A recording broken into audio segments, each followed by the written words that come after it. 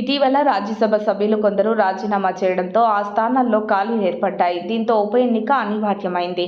ఈ క్రమంలోనే ఆ ఖాళీలను నింపేందుకు కేంద్ర ఎన్నికల సంఘం సమాయత్తమైంది. ఈ క్రమంలోనే 12 స్థానాలకు ఉప ఎన్నికలు నిర్వహించనుంది.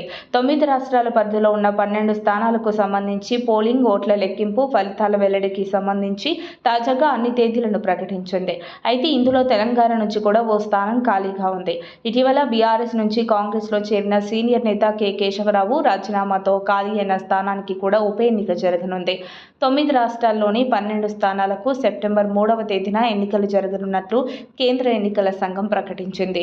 వచ్చే నెల 3న ఉదయం 9 గంటల నుంచి సాయంత్రం 4 గంటల వరకు పోలింగ్ జరగనున్నట్లు తెలిపింది.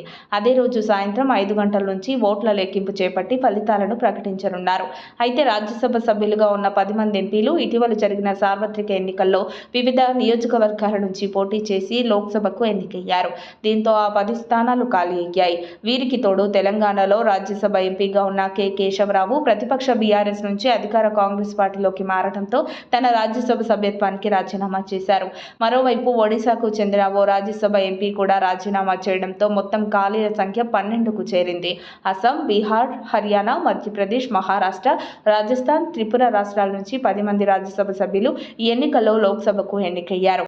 ప్రస్తుత ఎన్డీఏ ప్రభుత్వంలో నరేంద్ర మోదీ మంత్రివర్గంలో చోటు దక్కించుకున్న కేంద్ర మంత్రులు పీయూష్ గోయల్, సర్బానంద సోనోవాల్, జ్యోతిరాదిత్య సింధియాలు అప్పటి వరకు రాజ్యసభ సభ్యులుగా ఉండగా ఇటీవల ఎన్నికల్లో లోక్సభకు ఎన్నికయ్యారు. దీంతో రాజ్యసభలో ఖాళీలు ఏర్పడ్డాయి. ఇక రాజ్యసభ ఉప ఎన్నికలకు సంబంధించి ఆగస్టు 14వ తేదీన నోటిఫికేషన్ విడుదల కానుండగా ఆగస్టు 21వ తేదీ వరకు నామినేషన్లు దాఖలు చేసుకునేందుకు అవకాశం కల్పించినట్లు కేంద్ర ఎన్నికల సంఘం వెల్లడించింది.